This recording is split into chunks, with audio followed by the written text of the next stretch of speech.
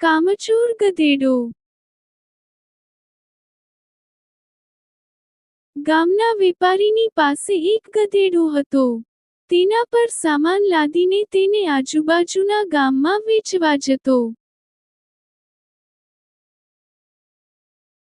આ ગામમાંથી બીજા ગામમાં જવા માટે રસ્તામાં આવતી નદી ઓળંગવી પડતી.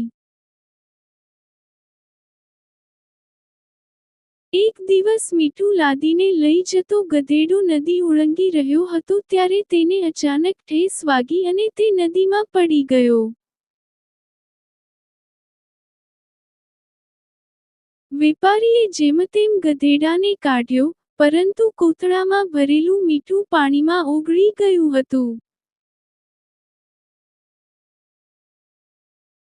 દુઃખી મનથી વેપારી ઘેર પાછો ફર્યો, પરંતુ વજન ઓછું થઈ જવાથી ગધેડો બહુ ખુશ હતો. ગધેડો મસ્ત ચાલે ઘેર પાછો ફર્યો. પીઠ પર લદાયેલ બોજો ઓછો થવાથી તેને એક ચાલાકી સૂઝી. બીજા દિવસે વેપારી ફરી ગધેડા પર મીઠું લાદીને એ જ માર્ગે આગળ વધ્યો.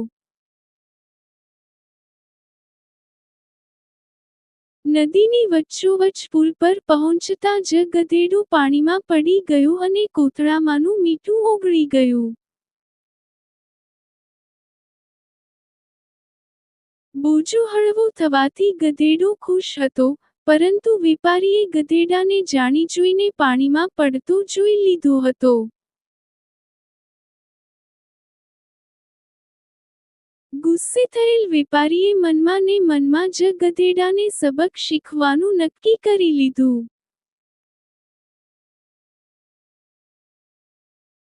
વારંવાર નદીમાં પડવાથી વેપારી સમજી ગયો હતો કે ગધેડો આવું જાણી જોઈને કરી રહ્યો છે.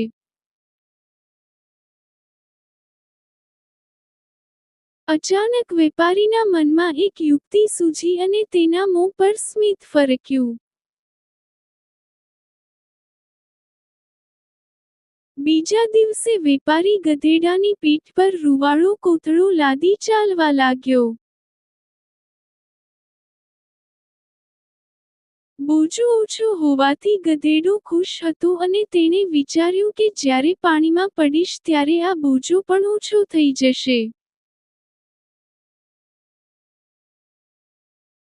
ગધેડો અને વેપારી બંને પોતાના મનમાં ને મનમાં કંઈ વિચારતા આગળ વધી રહ્યા હતા. પુલની વચ્ચેવચ્ચ જતાં જ ગધેડો લથડાયો અને પાણીમાં પડી ગયો. ગધેડાને પાઠ ભણાવવા માટે વેપારીએ તેને નદીમાંથી કાઢવાનો પ્રયત્ન કર્યો નહીં. પલળેલા રૂના ભારથી ગધેડાની હાલત ખરાબ હતી અને વેપારી હસી રહ્યો હતો. ગધેડો પોતે જ બહાર આવવાનો પ્રયત્ન કરવા લાગ્યો, પરંતુ રૂ પલળીને બહુ ભારે થઈ ગયું હતું. જ્યારે વેપારીએ આ દૃશ્ય જોયું તો તે લાકડી લઈને પાણીમાં ઉતર્યો અને ગધેડાને મારવા લાગ્યો. દર્દથી કણસતો ગધેડો પાણીની બહાર આવ્યો.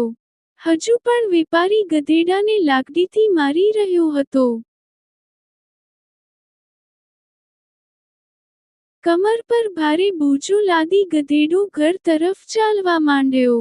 તે સમજી ગયો હતો કે તેની ચાલાકી પકડાઈ ગઈ છે. ગધેડાને સબક મળી ગયો હતો. નદીમાં પડી જવાની તેની ટેવ છૂટી ગઈ હતી. બોધપાઠ: વધુ ચાલાકી મુશ્કેલીને નોતરે છે.